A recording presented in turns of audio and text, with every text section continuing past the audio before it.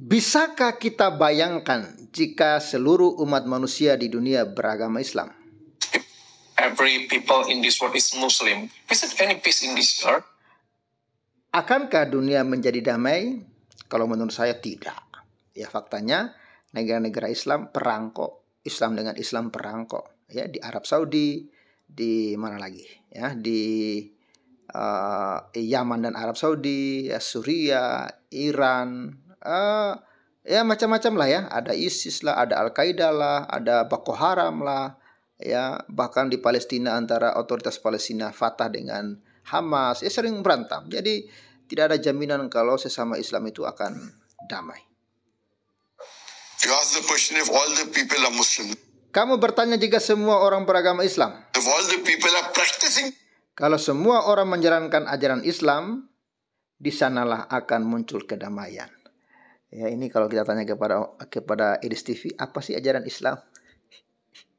Ya, nanti ya biarkan Edis TV yang menjelaskan apa sih ajaran Islam itu, yang sampai dia harus diancam, yang sampai dia harus mau dihalalkan darahnya, ya, dan dia sampai harus lari ke Amerika Serikat. Muslim then they'll be peace.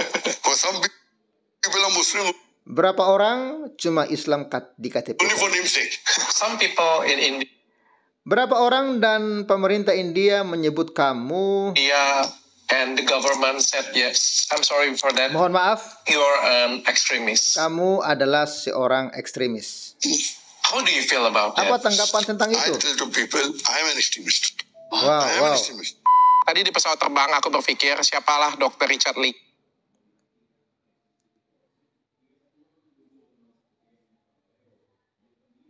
Extremist. How do you feel about that? I tell to people, I am an extremist.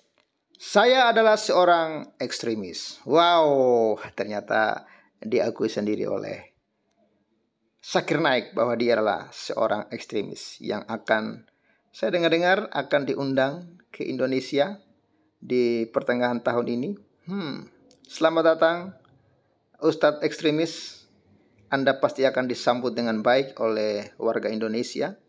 Anda akan disambut baik oleh Ustadz Majelis Ulama di Indonesia. Anda pasti akan disambut baik oleh Yusuf Kala dan kawan-kawan. Datang lagi. Oh ya, katanya ini mungkin adalah kesempatan terakhir Dr. Zakir Naik datang ke Indonesia tengah bulan nanti ya, tengah bulan Juni ya, tanggal 13 Juni. So out of the 15 countries Sejauh ini sudah dijadwalkan untuk 15 negara. I'll be traveling this year scheduled so far. So far already traveled to about 7-8 countries already. Dan saya sudah mengunjungi sekitar 78 negara. Remaining would be the second half of Dan dalam setengah tahun ke depan, the year, and I'll come to Indonesia. saya juga akan segera ke Indonesia. Very soon. So on average you could say I'm traveling. Mungkin bisa dihitung saya akan bepergian ke negara setiap bulannya. Oke, kita nggak usah saksikan semua. Tapi intinya apa yang disampaikan oleh Zakir Naik bahwa dia akan ke Indonesia di pertengahan tahun ini, itu mengkonfirmasi pernyataan dari Dr. Richard Lee di awal video tadi, kawan-kawan, yang ditemani oleh si Kupluk. Ya, dan kita lihat kawan-kawan, Dr. Zakir Naik ya akan datang ke Indonesia. Wah, gimana nih Presiden Indonesia? Gimana nih Menteri Agama? Ya, Anda tahu sendiri ya siapa Zakir Naik, yang kerjanya itu hanya diskusi atau hanya berbicara tentang iman Kristen, dan kebanyakan ceramah dia itu sok tahu dengan isi Alkitab, sok comot sana comot sini dan menghina iman Kristen. Ini pemerintah kita kalau sampai meloloskan Zakir Naik datang ke Indonesia, jadi slogan tentang SARA, ya, slogan tentang penistaan agama, itu menurut saya undang-undangnya dihapus sajalah, ya. Undang-undang penistaan agama itu mendingan dibuang saja dari kitab undang-undang, karena undang-undang itu rupanya tidak berlaku untuk Zakir Naik. hanya berlaku bagi anak Batak, hanya berlaku bagi Siwan Ibrahim, hanya berlaku bagi Muhammad Kace, hanya berlaku bagi Edis TV, hanya berlaku bagi Paul Zhang dan lain sebagainya. Begitu norak kawan-kawan pemerintah kita. Ini kalau saya nggak salah untuk yang kedua kalinya Zakir Naik diundang ke Indonesia. Kalau tahun lalu, beberapa tahun lalu yang undang sepertinya organisasi apa begitu, tetapi saya melihat dia berfoto dengan polisi, berfoto dengan Yusuf Kala dan petinggi-petinggi Islam lainnya. Dan mereka sangat welcome, bahagia, sangat menerima Zakir Naik dengan senang, mendengar ceramah Zakir Naik yang di dalamnya menghina-hina iman Kristen. Mereka mau saja gitu. Tapi nanti kalau muncul orang-orang seperti Edis TV, ya kan, yang dengan tegas memberitakan data dan fakta, nanti mereka ngamuk-ngamuk kesurupan dan katanya Edis TV harus ditangkap. Inilah kemunafikan. Tapi itulah faktanya di negara kita nih kawan-kawan. Tidak ada yang normal otaknya ini kawan-kawan ya. Mereka tuh hanya menyerang orang-orang apologet Kristen. Tapi umat-umat Islam, ya polemikus Islam yang membahas-bahas iman Kristen, mereka tidak pusing. Padahal apa yang disampaikan oleh apologet Islam tentang iman Kristen itu tidak sesuai dengan iman Kristen. Tetapi apa yang disampaikan oleh Edis TV, oleh Muhammad Kace itu sesuai dengan data dan dalil yang ada di dalam hadis dan Quran. Seperti yang disampaikan oleh Gracia Pelo, itu juga ada data-data hadisnya tentang perkawinan Muhammad dengan Zainab itu kawan-kawan. Ada datanya tapi ya Gracia Pelo ditangkap dan dipenjara ya, syukurnya sudah keluar. Inilah ya. Oke, selain ini kawan-kawan, menarik sekali di komentar ya, di komentar dalam video ini saya menemukan komentar yang unik ya. Komentar yang unik ini kawan-kawan, sabar ya. Saya melihat komentar, ini dia, oleh Mario Bersaudara. Jenazah Ustadz Yahya Waloni tersenyum. Beliau meninggal dalam keadaan berkhotbah. Masya Allah, surga menantimu Ustadz. Ada komentar yang membuat saya itu salfok begitu.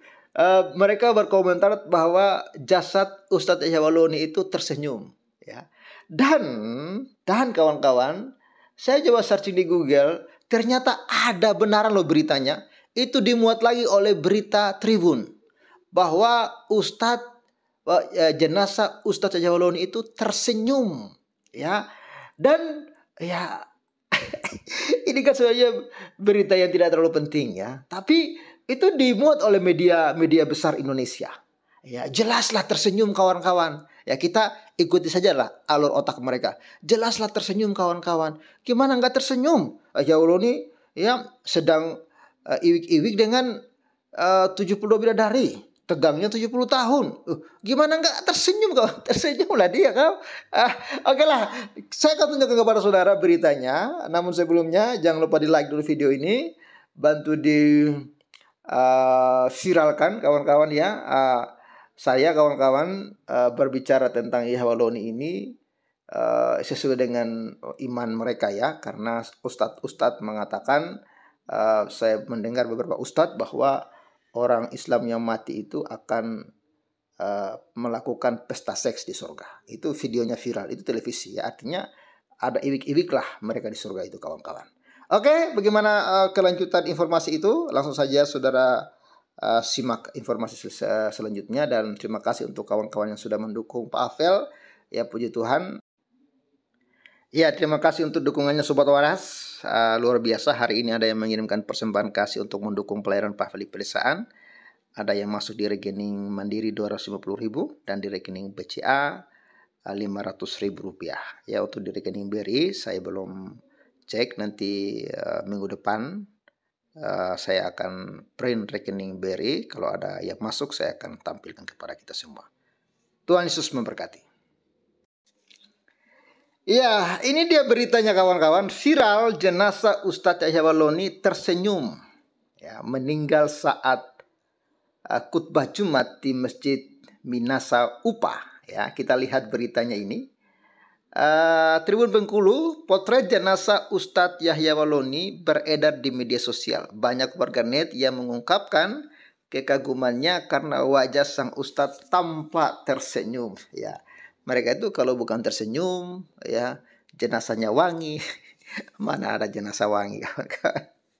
Ya, itulah yang mereka promosikan. Diketahui Ustadz Yahya meninggal saat khotbah kedua. Ustadz Dr. HM Yahya Waloni MTH 55 tahun meninggal di mimbar Jumat ya Masjid Darul Falah Minasa Upa, Gunung Sari, Rapocini, Makassar pada Jumat tanggal 6 2025 siang. Kejadian ketika Ustadz Yahya Waloni meninggal terjadi begitu cepat. Saksi mata menyebut Ustadz terjatuh sebelum menyampaikan doa penutup khotbah kedua. Seperti diketahui ya, di rukun Khatib Jumat ada 2 khotbah. Khotbah pertama diakhiri dengan doa bla bla kawan-kawan.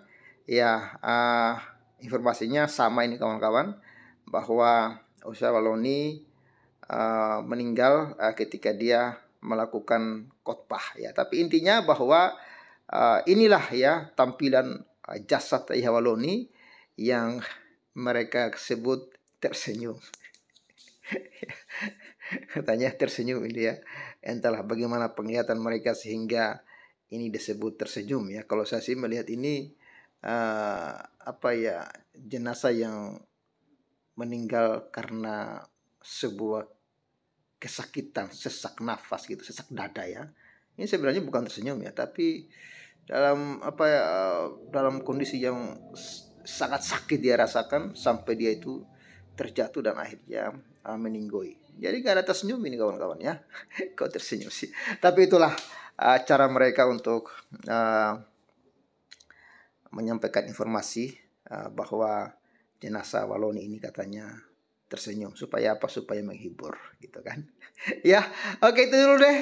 Ya, jelas-jelas lah dia tersenyum ya, karena seperti saya katakan tadi, dia akan bertemu dengan 72 bidadari. Mungkin saat ini dalam kondisi sedang iwik-iwik ya, kita nggak tahu ya. Kan mereka memang sudah mengatakan ya, sebenarnya mereka malu mengatakan. Tapi faktanya begitu yang mereka ajarkan. Ya, seperti seorang ustadz mengatakan, malu aku mengatakan ya bahwa di surga nanti, wah, di surga nanti ada pesta seks. Itulah, oke lah ya. Jadi wajar ya kalau dia tersenyum ya. Nggak usah tersinggung lah kalau disebut kalau itu sedang pesta seks di sana. Memang faktanya begitu kok, ajaran yang kita dengar ya. Ya, terima kasih untuk yang sudah menyaksikan. Salam waras, God bless and bye bye. Shalom. Oke sobat waras, inilah kondisi terbaru ya rumah ibadah yang kita bangun. Jadi tinggal ya pengecetan dan juga plafon ya, plafon bagian atas itu belum bagian luar ya, yang juga mau kita kerjakan. Ini ya kawan-kawan kondisinya.